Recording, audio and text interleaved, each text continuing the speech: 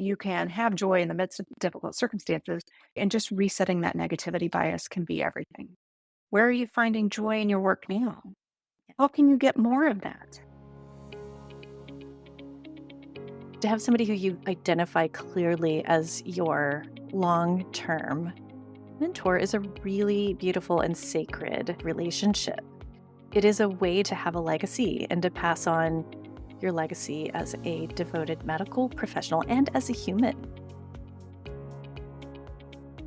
Perfectionism is something that a lot of us struggle with. It doesn't mean you can't strive for mastery. It doesn't mean that we just become mediocre. And that whole light switch, right? Either I'm trying to be perfect and hit this ideal, or I'm going to be off and I'm mediocre, dialing it down in a way that feels good.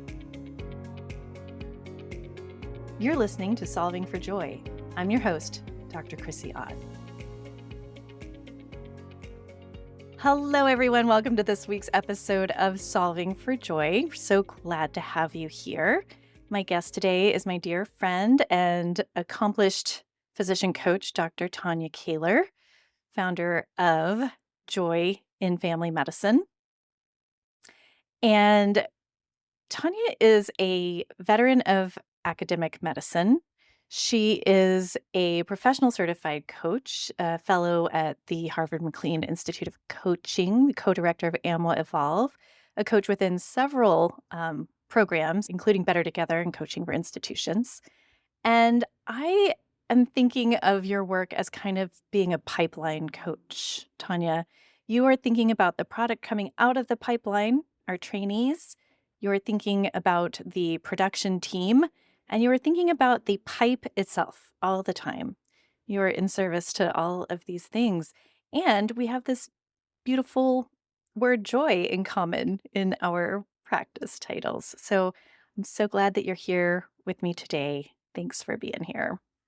Gosh, thank you so much, Chrissy, for having me. And really, I think that joy intersection between our, focus and our intentions is a really important one.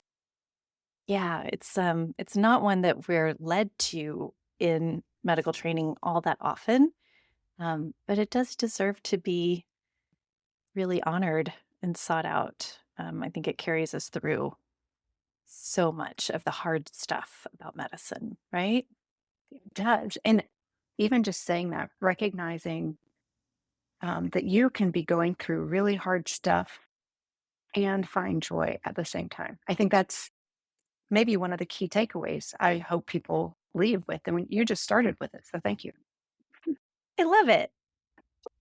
Tanya, I know that you were not dropped fully formed out of Zeus's head like Athena into the spot that you find yourself in today. So I really enjoy learning more about your my guest's backstory, and I know that listeners are probably curious. So, what is a thumbnail sketch of how you ended up here, caring about the things that you care about so deeply? Going back to even residency, I think there's a certain percentage of residents who really enjoy teaching, right? And so Mhm. I was one of those. I think a lot of residents actually enjoy teaching, but it really meant something um, deeply to me.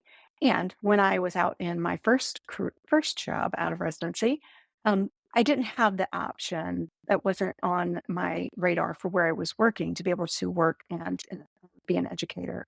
And I was also missing the academic piece of it, right? So, I was the person when I finally went to the board review course that I was like, yeah, it was like a breath of fresh air. Like, oh gosh, we can actually get back to what we really know, right? Um, and so I determined from that time on, I really wanted to get into academics. I was in a city that did not have that as an option. Fast forward through various iterations and being a really good wife and following my husband to Alaska, of all places, from Florida. Um, they had a position opening, and I was like, this is it. And I started my career in academics up here, gosh, 18 years ago now, and fell in love with every single aspect of the job. And for those of you who are faculty members, you know how many hats and how many roles and how many tasks you have on your plate. And I loved every single one. And I didn't see it as a at risk for burnout because I loved and cared so deeply about everything and had a little bit of perfectionism Mhm. issues. And so I ended up, before I knew it was a term, burnt out, about, 8 years into that. And not, I thought maybe, you know what, maybe I just don't have what it takes to be a faculty member. Maybe my personality doesn't fit. And so left core faculty, remained as on-call faculty because I knew I still loved it. And to this day, I'm still what's considered on-call faculty in our hospital system, as the term. And went to work with a husband and wife in a private practice that they set up to maximize joy, really, and decrease the you know burdens, which meant probably they didn't make as much profit as they could have. Mhm. And it was just a fantastic place. So I recovered from my burnout, but I hadn't learned any of the mindset pieces. I didn't even know I had mindset issues. Yeah. What is a mindset even? Right? What does that mean? And so at a friend's urging, when I was looking at, I had built in too much margin, and I was like, I have too much and I'm missing a lot of the things. Like, what do I want to do? And a friend urged me to hire a physician coach. And so Allie Novisky is who I hired. And she does mainly focus on, you know, workouts and, physical health. And I was like, almost didn't hire her because of that. But actually she's a fantastic coach um, on things even unrelated. And she implored me almost begrudgingly into her groups coaching in addition to my one-on-one because she wanted me to see the power of coaching, because she knew what I was looking for and she just had this, intuition. And wow, watching that group really take some of the principles that I had no idea were there, and then watching the power of coaching and people having their own insights and finding, empowerment to make changes in their work and their lives. And I think this is it. This is what's missing from residency programs. And um, so I created Joy and Family Medicine Coaching. I went and, did all the training. I've done lots of trainings. I'm a lifelong learner, it turns out, no matter what. Um, and really talking about that pipeline initially was focused on trainees, thinking about the next generation, and then recognize that other faculty are in the exact same place that I have been, where they're feeling burned out and thinking they need to leave academics and thinking, wow, with these tools, what's possible? And so really expanded to being able to work with faculty members. And just, it's such a great role, that I just feel so privileged to be able to play this role, and come alongside people and help them figure that out. So that's how I got here. And then, there's more evolution from there, but we'll stop for now. So good. Thank you for sharing that part. A couple of things stood out to me as you were speaking. One is that you thought that you were going to be immune to this thing that you didn't even know existed called burnout because of how much love you had for the practice of family medicine, which is a fascinating falsehood, right? That we can start off loving our devotion to medicine, loving our craft, loving our vocation and still be vulnerable to that. And this is applicable, of course, to any role, not just in medicine. I love being a parent, but I have absolutely felt parent-related burnout, right? Isn't Sure, that you're right. fascinating? Just every role, and I think it's interesting that, even before the pandemic, there were a lot of academic papers written about burnout that I had no idea existed, Um, yeah, and the love, similar to the fact that you can have joy in the midst of difficult circumstances, you can love your job and burn out at the same time. So many important paradoxes to hold. And then when this experience came to visit you, the first thing you did was doubt yourself, Yeah, right? yeah. I would A say lot it of was compassion beyond about doubt. that. I didn't, because doubt implies that I had something to hold on to, and I was just like, "Oh," like it was done. There was no doubt. It's like, I'm just not cut out for it. The thought, feeling, action triplet was like, "Oh, it's me. It's completely me. It's a done deal. I'm moving on." Like, the Yeah. action was obvious because the thought, feeling complex was so dense. Yep. That's it. It Man. really, And what do you yes. see now? I mean, like, Oh let's my get into, goodness. like, if you were to coach yourself then? Nobody's ever asked me that. Isn't that interesting? Because I work with I have a lot of really good friends and colleagues that are physician coaches, and so Mhm. I'm surprised nobody asked me that. But let me think. I One of the things that when you asked that that stood out to me is I don't think I would start at the part of burnout. I would start earlier, and I would even start. I was let me like this came back to me when you asked that. I was sitting in a faculty retreat early on, maybe the first year in, maybe I was a good year in.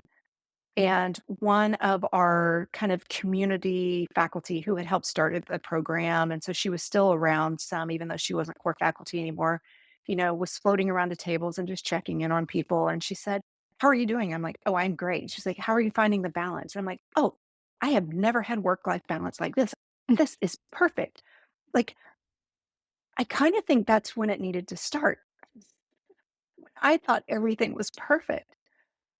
Um, because I was so heavily invested in about, I don't know, at least 5 large projects, if not a few others.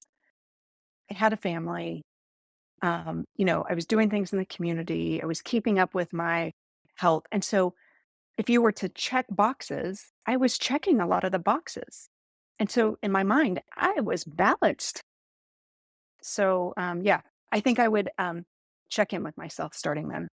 We might think of that as masking now a little bit. I mean, a I really skillful observer might have said, "Oh, that's actually one of the archetypes of burnout," right? The Yeah, over committed um, archetype, yeah, or like that's the at risk behavior yeah. itself. So wise, I think, to take that question further back. I I wish that I could send myself a fairy godmother coach back in past time. I think I've said this before, even on the podcast, but I believe that if I had had a physician coach and a physician coach relationship in particular during the years that I had my solo micro practice, I probably would have figured out a way to pivot and continue that work. And I'm not saying that that would have been a better path than the experiences that I've collected instead. No regrets there, but I do think that it might have looked different had I had that set of tools available earlier. I agree, and I honestly believe that, had I had somebody to come alongside me and partner with me in a coaching relationship because, um, I had a fairly resistant personality, right? So, had that wonderful mentor try to say to me, "I think this is a problem," I would not have Would have been like, "Good received it, luck." right? Um, but a coaching approach is really asking questions. I think somebody asking me the right questions would have helped me. And I think one of the things is like, how did I measure myself? How did I measure success? Because at the time, I measured success by checking all the boxes, moving the needle, making change. Okay, let me rephrase. It wasn't moving the needle. It was having the needle at 0 to 100. There was no progress seen in my mind if it didn't get to 100, right? So there were things that I didn't recognize. I became a approval addict. Mhm. That over reliance on external validation. I didn't see that as a trap. I didn't know that existed. Right? Like it feels good. It should feel good for to be recognized when you're doing good things. And how do you measure your success without that? And does it have to mean you check all the boxes? And does it mean like you did everything perfectly? Right? So there was a lot of things I would coach myself on. Yes, I'm sure. I love the agency of the pause, right? The moment of like, actually, I'm going to choose not to check some of those boxes because I have some other values that are alive in me besides achievement. I used the word margin earlier. Mhm. Um, I would have loved somebody to challenge me to create some margin or to leave some margin before I filled it all up. So when those things come up, so when the daughter's bride can't take her to her volleyball practice and suddenly it's on me, I don't have like this explosive frustration within me. It's just a ride. But when your margin is so filled up, many things, especially when combined with burnout, that's what that creates, right? So I would have loved to have been challenged to create and prioritize some white space, Maintain it. It is one of the most challenging things for highly driven, high achieving right? professionals. Absolutely. So you came to sort of give love to the practice of medicine that you loved by Yeah, taking on the lens of a trainee yeah, first and foremost, and then sort of expanded it out there to faculty. Tell me about your vision for like what do you think is the most important thing for those trainees to hear, learn, or to internalize as they receive coaching in this incredibly vulnerable time, in this time with yeah. their least amount of assumed power. I There are 3 or 4 big keys, I think, that I wish to I think if we could create this environment for trainees to know these things early. 1, how to receive feedback in a way that is, adaptive. Um, and so by that, I mean, number 1, receiving the good feedback and internalizing that and not dismissing it as part of the, sandwich, right? Like it's Fluff. just the bread. Yeah, whatever. Fluff. Yeah, get to the Right. real thing, right? No, like Mhm. somebody's taking the time to tell you that you did this well. Own it, celebrate it, savor it, to really help reset that negativity bias, right? That we all have. Mhm. Um, and the other part of the feedback is you're given, we'll say, critical feedback to start with. We'll label it critical. And then from that, what is the constructive feedback? Um, your faculty members are human. Some days they may give the best feedback to you ever, and they may phrase it in the perfect way. And other days they may be a little toasty and they may not deliver the feedback in the most elegant way, right? So you take that feedback, try it on. None of us, our egos do not like to hear that we're not doing it right, but we're trainees at that point, right? And even now, please let me know how I can get better. But it's just that putting it on, it feels so uncomfortable. Like, okay, get it past that, try it on. What's the learning for you? Instead of ruminating on what you didn't do well or what somebody said you didn't do well, based on what you've heard, what resonates with you. What do you want to do differently to be an even better physician next time, right? So, how to take feedback is critical. Number 2, how to get off the performance stage. I think so many medical students feel like they're performing for a grade, for a letter of recommendation, right? Like, here I am, see me. How does this attending want me to behave? And they're really good at performing and they get in performance mode.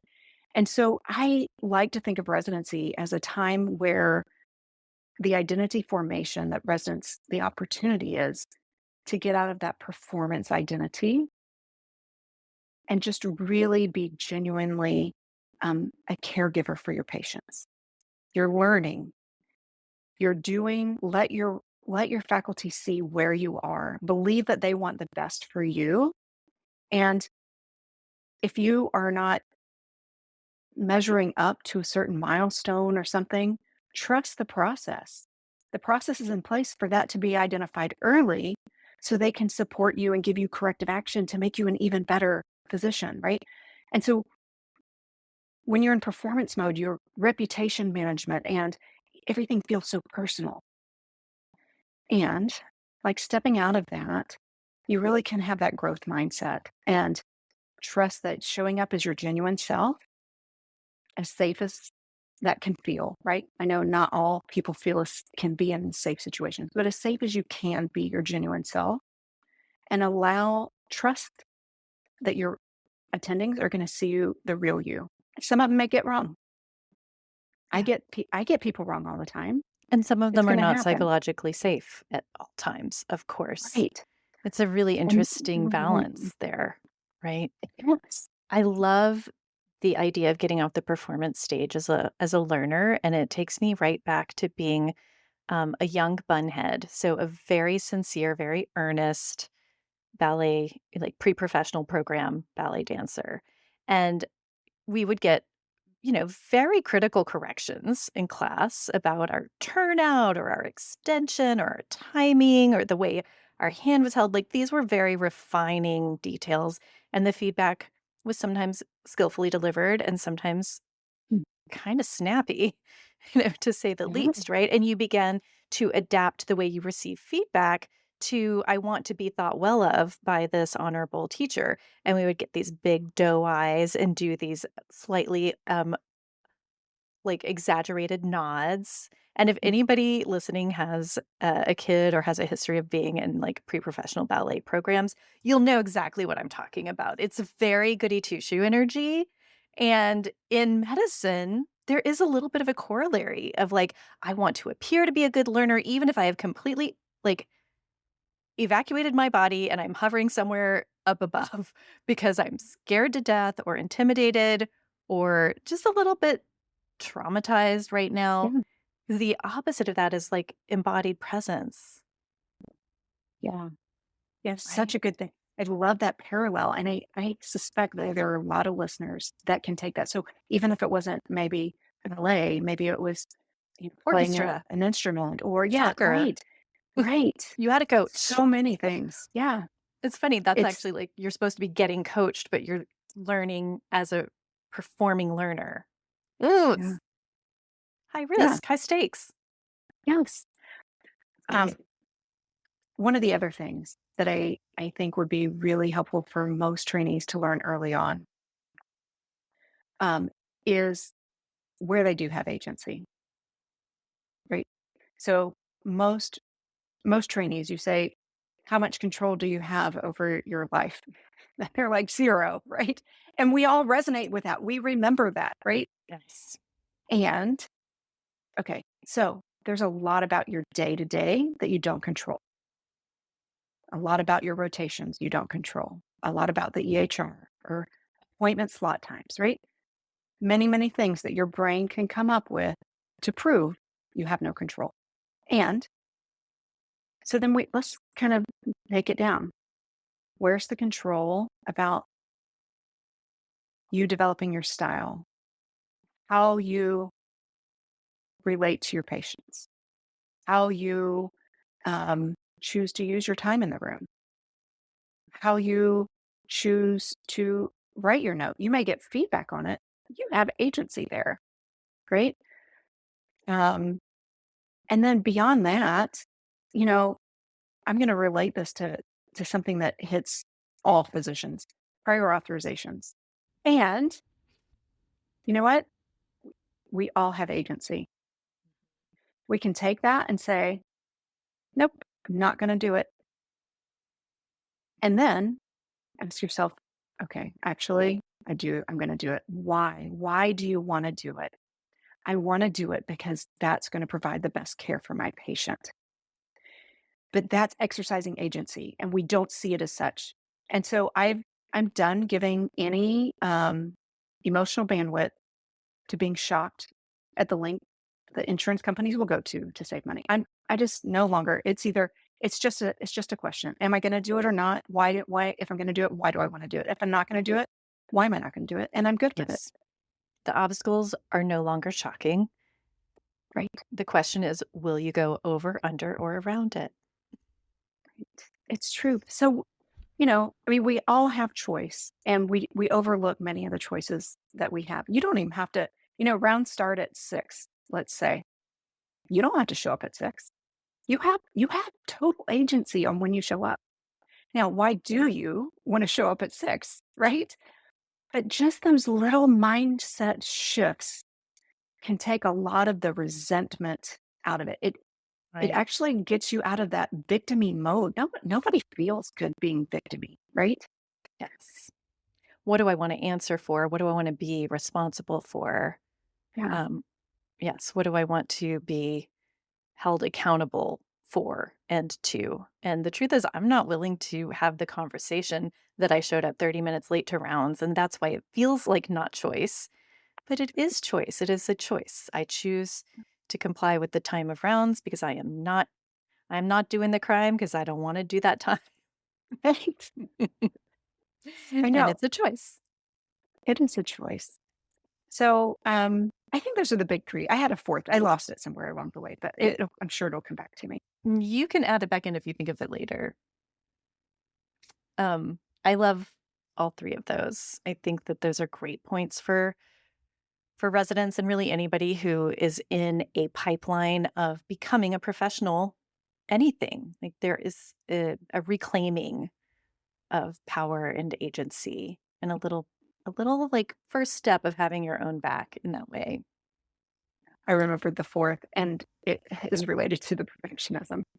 Um, I would say, and I with the residents that I get to interact with, I would say this group of current residents is emotionally intelligent beyond what my era of trainees had, right? I really do believe they are advanced in that. And I don't think they get enough credit for that. And um, still, perfectionism is something that I think a lot of us struggle with. And so it doesn't mean you can't strive for mastery. It doesn't mean that we like just become mediocre, right? And I think that's it. And that whole like light switch, right? Like either I'm trying to be perfect and hit this ideal or I'm going to be off and I'm mediocre, switching that to the dial, right? So we're going to dial up and down based on the task at hand, right?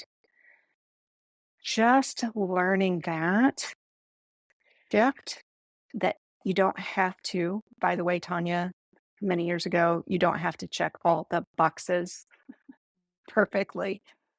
Like dialing it down in a way that feels good. And some of that might feel uncomfortable if you've always been hitting it. It may feel uncomfortable to lower the effort. It doesn't mean it has to be sloppy or, below par. Yeah. It's I mean there's so many little pithy summaries of that thought that are coming to mind like getting an A plus and not getting an A plus. It's Yeah. really something I've practiced embodying and it's taken some time to like get off of the momentum of trying to do everything all the time at the utmost level. I remember actually all the way back to medical school. I don't know if this was a saying in your cohort, but when we needed to help ourselves feel better about passing rather than high passing or honoring in a particular clinical rotation, our saying was P equals MD. Like, Yes. instead of A's and B's and C's and D's and F's, we had like honors, high pass, pass, marginal pass, or fail. And, um, everybody wanted to at least high pass something. They did Mhm. because usually, if you're in medical school, you have a history of expecting and creating circumstances of high marks in school, right? Yeah. But No, it's figuring true. out that, like, surgery is not my thing, and I'm gonna be really happy to walk away from this relationship, this short-term relationship with a judgment of passing. Thank you. Well, and I think too, like there are certain things like surgery. If you are in a surgical field, the level of perfectionism, let's use a different word, the level of striving is going to be higher, right? You've got somebody's tissue in your forceps, right? Like, Mhm. yes. Yes, And the meter is turned up to high because you actually do wanna perform yeah. exceptionally well every time your insides leave the And body. a corollary to that is when something doesn't go right, because you are human, is that's the growth mindset. That's not failure. You are a terrible surgeon. That is okay, what do I want to do differently? Again, where's the learning point here? You can't see, I'm flipping the bow on both sides to look for a preparation, right? Like, why that's what came to me. Anyway, that when you're writing that note for your patient who came in with a viral syndrome, we can dial it down and it can still be a really good note, a really good note. If you listen to Sarah Smith, you've conveyed to yourself what you were thinking and to anybody else that reads the note. You've met standard of care. Should it end up in a court of law, right? You've met standard of care and your billers say, oh, you've supported the level of billing. That's it. That's it. High five. You You're don't need out. that's a gold star, right? Yeah. That's right. Pros, save that for your free time. Right. Yeah. Those are some 4 good pillars. We will summarize those, I think, for the show notes because those are some good takeaways. In our pre-conversation, we talked a little bit about mentorship, and what it's like to have sort of mentors and mentees. And it sparked for me this image. I often like have image-based thinking. So I was seeing this rope, like the kind of rope that you climb with like knots all up and down it, right? And in order for it to be an effective climbing rope, we really need all the knots. So I'm thinking about mentorship as the importance of having a knot above you and a knot below you. Like for us to actually express our full human potential in medicine or elsewhere, it's nice to have a connection that is helping you up and a connection who you are also helping up. How does that play out as you serve coaching faculty and leadership in family medicine and other academic programs? From a coaching standpoint, I see my role as spotlighting that, and asking, right? So, for instance, I'm not here as your mentor, I am here as your coach. However, mentorship is still incredibly important. I love the knot analogy. That's going to stick with me. Um, and just like I feel like so many, even faculty members, especially early in their careers, are kind of waiting for that, like that woman who came around to my table, right? Like they're waiting for the outreach. And it's beautiful when it happens and that the two of you connect. And for the most of us, the most part of our careers, those people aren't there, right? It's heartbreaking. And going back to agency is who is it? Go back, even pre-med, go back to your hometown. Like, who are the people that you could reach out to and be proactive and asking them to be a mentor? And what do you mean by that? And what commitment would you want for them? And kind of think through that. Because now what I usually do then is take them to who is somebody you're mentoring now. And so many, especially faculty, have residents who have graduated who stay in touch. I'm like, how do you feel when that person reaches out and wants to have a conversation and they light up, right? Yes. And I'm like, you could be that for the person you're reaching out to and say, would you mind mentoring me in this?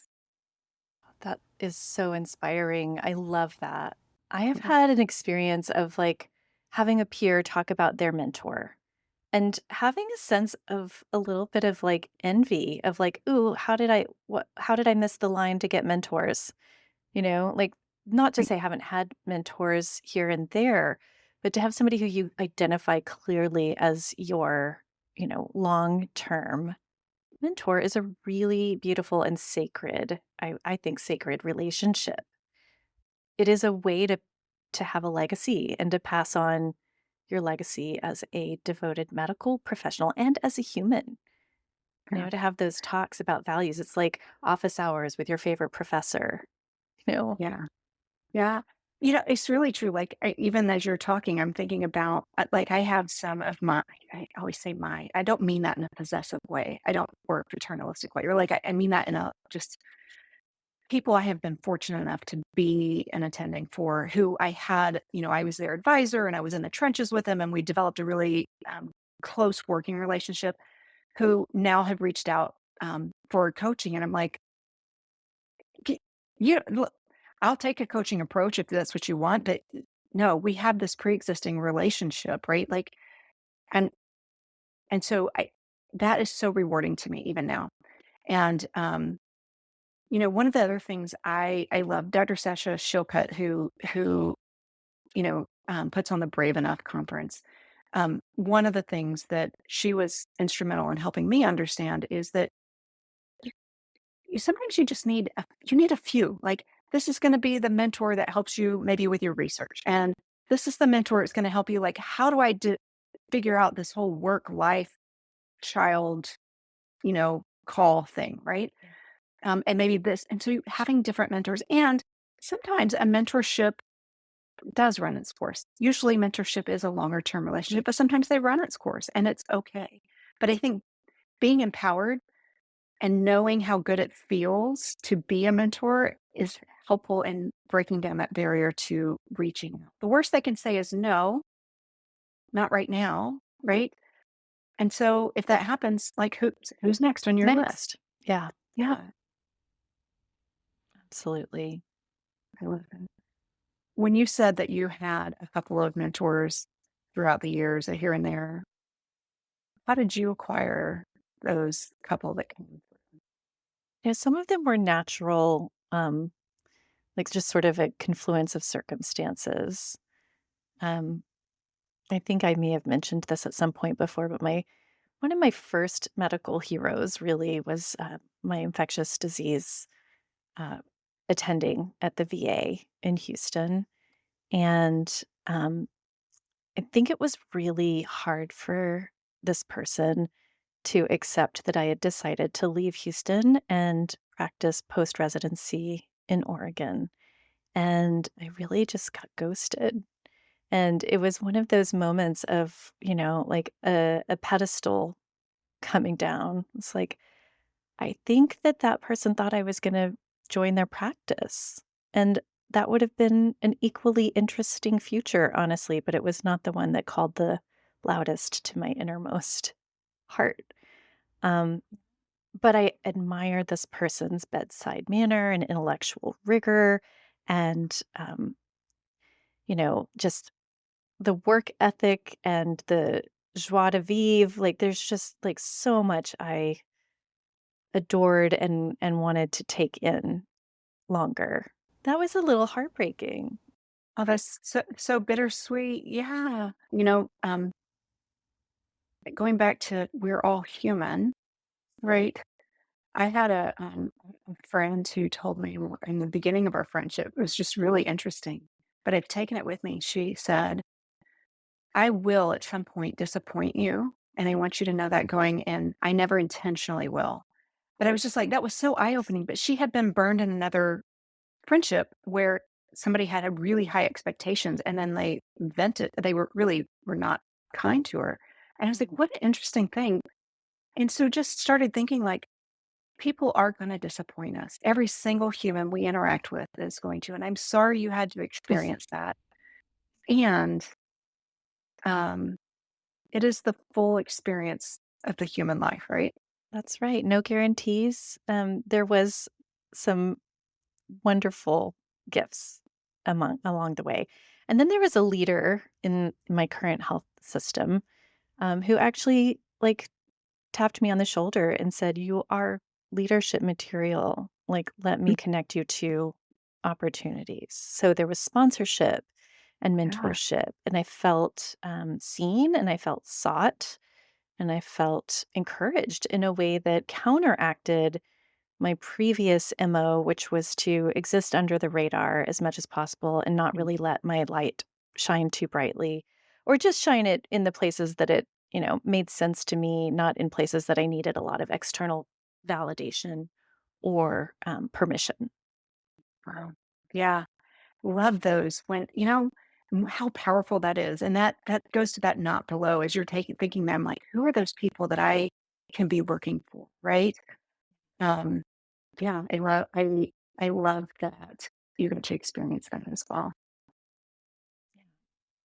This past summer, I served at a rural hospital doing some pediatric hospitalist work, and there were family medicine residents, and I hadn't really had a lot of resident interaction for a while. I mean, sometimes on my night shifts as a hospitalist, I would, um, you know, admit with residents, but they're, brief interventions, brief interactions. Yeah. And this was like, a whole week long. And I thought about you because I had so much delight and joy um, teaching these learners about, some bread and butter pediatric stuff and remembering, oh, yeah, I have all of this information that I'm not using on a daily basis that I can just roll out at the drop of a hat.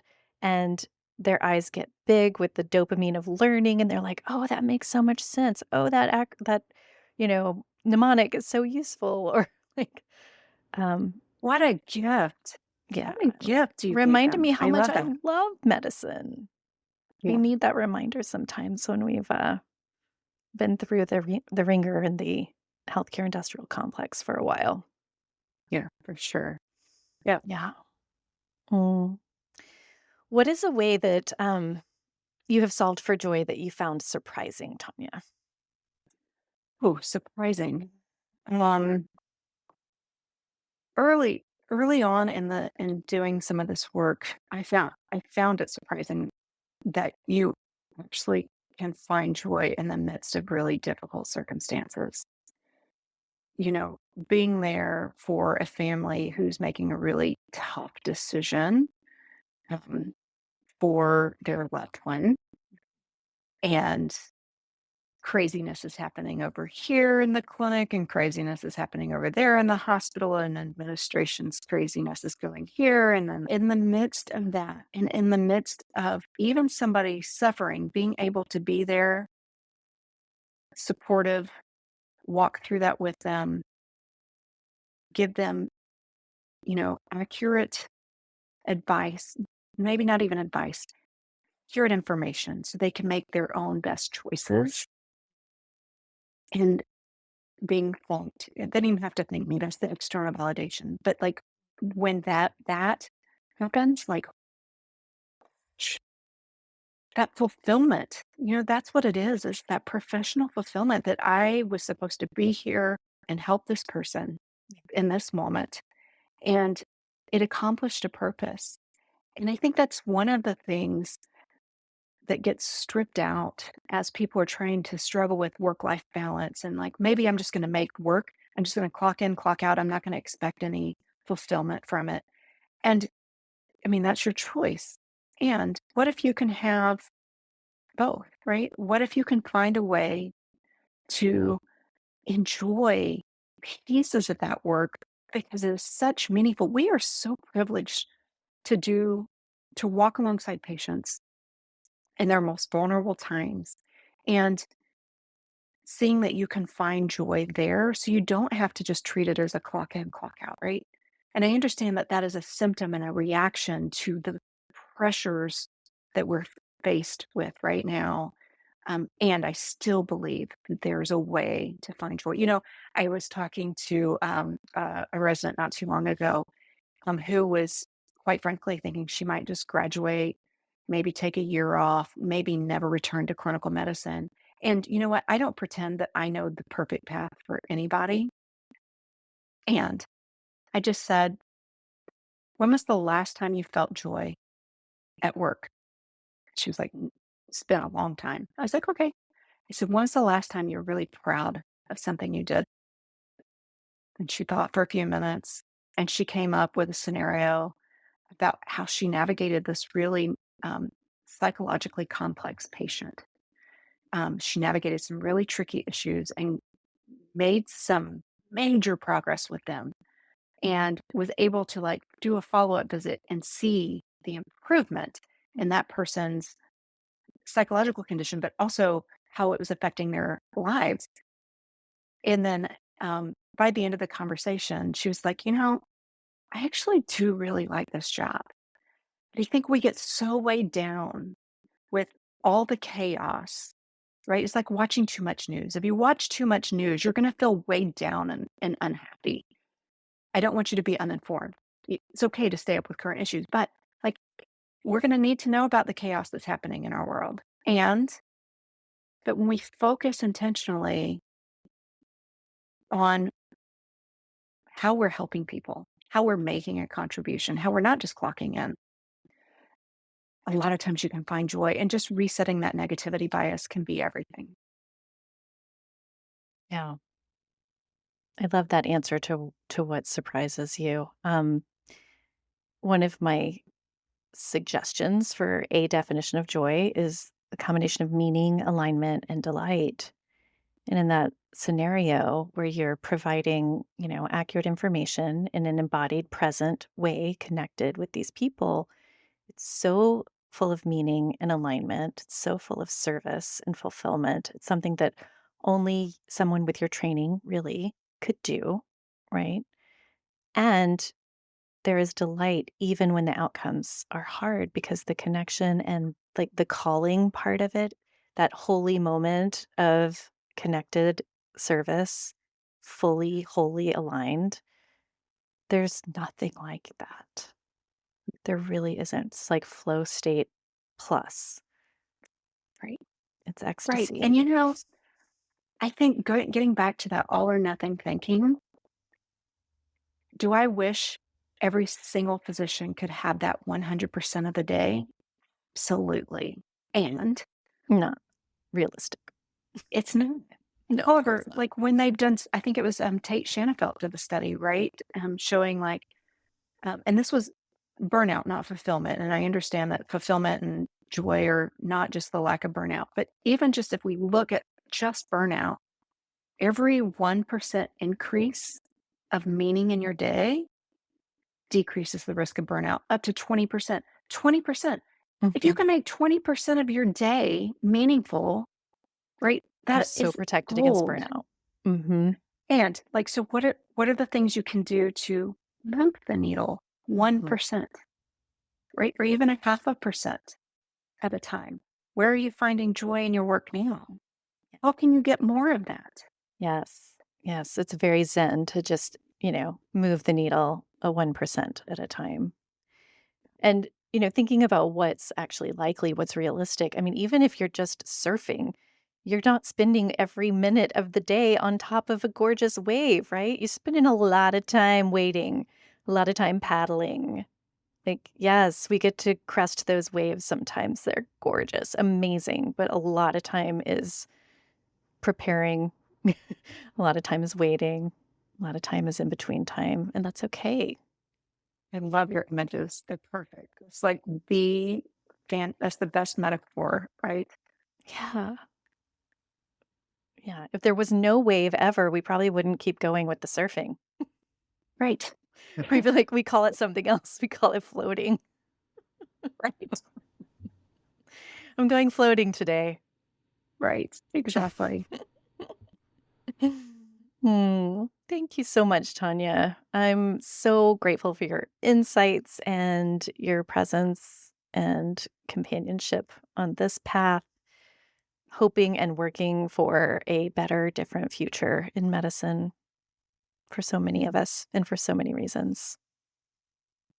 Thank you so much for the work you're doing. And I just I love if you're not getting her newsletter, sign up for her newsletter. Like it's absolutely just short to the point and impactful. I'm so honored. Thank you for that kind feedback. I was reflecting with my coach just this week, like a year ago. The year ago me was not ready to share as frequently or as honestly as I am in my occasional emails now. And it's a much truer creative flow state for me. And my wish is for it to be enjoyable and useful, a resource and an inspiration. Yeah. Very good. Thank you, Tanya. Listeners, thank you so much for hanging out with us today. And I haven't asked this for a little while, but it's just on my mind right now. So I'll throw it in there. Um, I would love if some of you would go and give us a little rating, give us a review.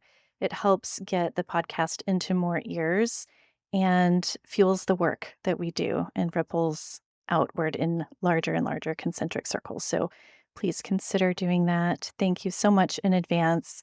Joypointsolutions.com for all the things that we're offering right now. And to find Tonya, You can find me joyandfamilymedicine.com. she's amazing. Thanks, everybody. Have a wonderful day. Thank you again for listening today. I can't wait for you to meet our next guests. Next week, we are having a conversation with Dr. Tasha Faruqi, mom of 3, pediatrician, advocate, and expert in solving for joy in the most difficult of circumstances. Dr. Faruqi has a 12-year-old daughter, Soraya, who is living with a neurodegenerative disease and is currently receiving hospice care and is just a firebrand, and we can't wait to tell you their story. Before we wrap up, I want to take a moment to share something truly exciting. This year, I have the incredible honor of stepping into the role of stewarding the Physician Coaching Summit.